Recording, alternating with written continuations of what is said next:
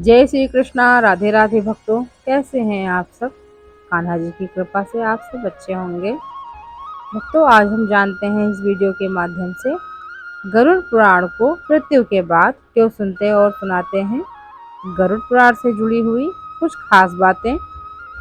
हिंदू धर्मानुसार जब किसी के घर में किसी की मौत हो जाती है तो 13 दिन तक गरुड़ पुराण का पाठ रखा जाता है। शास्त्रों के अनुसार कोई आत्मा तत्काल ही दूसरा जन्म धारण कर लेती है।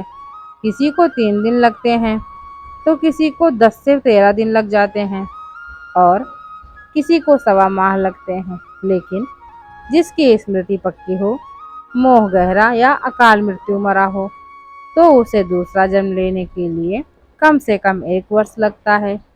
तीसरे वर्ष गया में उसका अंतिम तर्पण किया जाता है। फिर भी कई ऐसी आत्माएं होती हैं जिन्हें मार्ग नजर नहीं आता और वे भटकती रहती हैं। आइए जानते हैं कि मृत्यु के बाद दिवंगतों के निमित्त क्यों रखा जाता है गरुड़ पुराण का पाठ। क्या है गरुड़ पुराण।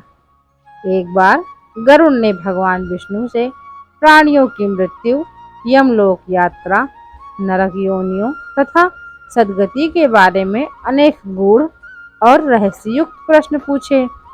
उन्हीं प्रश्नों का भगवान विष्णु ने सविस्तार उत्तर दिया और प्रश्न और उत्तर की श्रृंखला ही गरुड़ पुराण है। क्यों सुनाते हैं इसे मृत्यु के बाद, आइए जानते हैं। गरुड़ पुराण में मृत्यु के पहले और बाद की स्थिति के बारे में बताया गया है, इसीलिए यह पुराण मृतक को सुनाया जाता है। 13 दिनों तक मृतक अपनों के बीच ही रहता है। इस दौरान गरुड़ पुराण का पाठ रखने से वह स्वर्ग, नरक गति, सदगति, अधोगति, दुर्गति आदि तरह की गतियों के बारे में जान लेता है। आगे की यात्रा में उसे किन किन बातों का सामना करना पड़ेगा, कौन से लोक में उसका गमन हो सकता है, यह सभी वो गरुड़ पुराण के को सुनकर जान लेता है। जब मृत्यु के उपरांत घर में गरुड़ पुराण का पाठ होता है तो इस बहाने मृतक के परिजन यह जान लेते हैं कि बुराई क्या है और सदगति किस तरह के कर्मों से मिलती है, ताकि मृतक और उसके परिवारजन दोनों ही यह भली भांति जान लें कि उच्च लोक की यात्रा करने के लिए कौन से कर्म करने चाहिए। गरुड़ पुराण में हमें सत्कर्मों के लिए प्रेरित करता है। सत्कर्म और सुमति से ही सदगति की मुक्ति मिलती है। गरुड़ पुराण में व्यक्ति के कर्मों के आधार पर दंड स्वरूप मिलने वाले विभिन्न नरकों के बारे में बताया गया है। गरुड़ पुराण के अनुसार कौन सी चीजें व्यक्ति को सदगति की ओर ले जाती हैं, यह बात का उत्तर भगवान विष्णु ने दिया है। गरुड़ पुराण में हमारे जीवन को लेकर कई गूढ़ बातें बताई गई हैं, जिनके बारे में व्यक्ति को जरूर जानना चाहिए। आत्मज्ञान का विवेचन ही गरुड़ पुराण का मुख्य विषय है। गरुड़ पुराण के 19,000 श्लोकों में से बचे 7,000 श्लोक में गरुड़ पुराण में ज्ञान, धर्म, नीति, रहस्य, व्यवहारिक जीवन, आत्म, स्वर्ग, नरक और अन्य लोकों का वर्णन मिलता है। इसमें भक्ति, ज्ञान, वैराग्य, सदाचार, निष्काम कर्म की महिमा के साथ यज्ञ, दान, तप, तीर्थ आदि शुभ कर्मों में सर्वसाधारण को प्रवृत्त करने के लिए अनेक लौकिक और पारलौकिक फलों का वर्णन किया गया है। ये सभी बातें मृतक और उसके परिवारजन जानकर अपने जीवन को सुंदर बना सकते हैं। इसके अतिरिक्त इसमें आयुर्वेद, नीतिसार आदि विषयों के वर्णन के साथ मृत जीव के अंतिम समय में किए जाने वाले कृत्यों का विस्तार से निरूपण किया गया है। कहते हैं कि गरुड़ पुराण का पाठ सुनने से ही मृतक आत्मा को शांति प्राप्त होती है और उसे मुक्ति मार्ग का पता चल जाता है। वह अपने सारे संताप को भूलकर प्रभु मार्ग को चलकर सदगति प्राप्त कर या तो पितृलोक में चला जाता है या पुनः मनुष्य योनि में जन्म ले लेता है। उसे प्रेत बनकर भटकना नहीं पड़ता। गरुड़ पुराण में 19,000 श्लोक हैं, परंतु वर्तमान समय में पांडुलिपियों में कुल 8000 श्लोक ही उपलब्ध हैं। इस पुराण को पूर्व खंड और उत्तरखंड दो भागों में विभाजित किया गया है।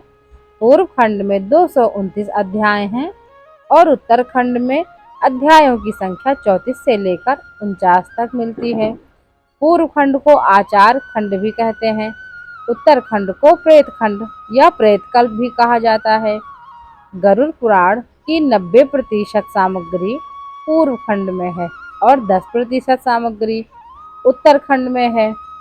गरुड़ पुराण के पूर्व खंड में विविध विषयों का समावेश किया गया है। इसमें जीव और जीवन से संबंधित कथाएं हैं। प्रेत खंड में मुख्य मनुष्य के मृत्यु के बाद जीव की गति और उससे जुड़े हुए कर्मों से संबंधित कथाएं हैं। गरुड़ पुराण वैसा नहीं है जैसा पुराण के लिए भारतीय साहित्य में कहा गया है। इस पुराण में वर्णित कथाएं भगवान विष्णु ने अपने वाहन गरुड़ को सुनाई थी। फिर गरुड़ जी ने महर्षि कश्यप को सुनाई थी। गरुड़ पुराण के पूर्व खंड में भगवान विष्णु की भक्ति और उपासना की विधियों का वर्णन है। प्रेत खंड में प्रेत कल्प का विस्तार से वर्णन के साथ साथ विभिन्न नरकों में जीव के जाने का वर्णन मिलता है। इसमें मृत्यु के बाद आत्मा की क्या गति होती है, आत्मा किस प्रकार की योनियों में जन्म लेता है, उसका वर्णन, प्रेत योनि से मुक्ति किस प्रकार पाई जाती है उसका वर्णन, और नरकों के दारुणा दुख से कैसे मोक्ष प्राप्त करने का वर्णन है आदि का विस्तार पूर्वक विवेचन किया गया है। आप सुनते हैं गरुड़ पुराण की कथा। भगवान श्री हरि विष्णु का वाहन पक्षीराज गरुड़ को कहा जाता है। एक बार भगवान विष्णु से पक्षीराज गरुड़ ने प्रश्न पूछा कि मृत्यु के बाद प्राणियों की स्थिति, जीव के यमलोक यात्रा, विभिन्न कर्मों से प्राप्त होने वाले नरकों, योनियों तथा पापियों की दुर्गति से संबंधित अनेक गूढ़ एवं रहस्य युक्त हैं। गरुड़ जी की जिज्ञासा शांत करने के लिए भगवान विष्णु ने उन्हें जो ज्ञानमय उपदेश दिया था, यह ज्ञानमय उपदेश को गरुड़ पुराण कहते हैं। गरुड़ जी के प्रश्न पूछने पर ही स्वयं भगवान विष्णु के मुख से मृत्यु के उपरांत के गूढ़ रहस्य और परम कल्याणकारी वचन प्रकट हुए। भगवान श्री हरि विष्णु के निर्धारित यह पुराण प्रमुख रूप से वैष्णव पुराण है। गरुड़ पुराण ज्ञान ब्रह्मा जी ने महर्षि वेद व्यास को सुनाया था। तत्पश्चात महर्षि वेद व्यास ने अपने शिष्य महर्षि सूत जी को तथा महर्षि सूत जी ने नैमिषारण्य में शौनकादि ऋषि मुनियों को प्रदान किया था।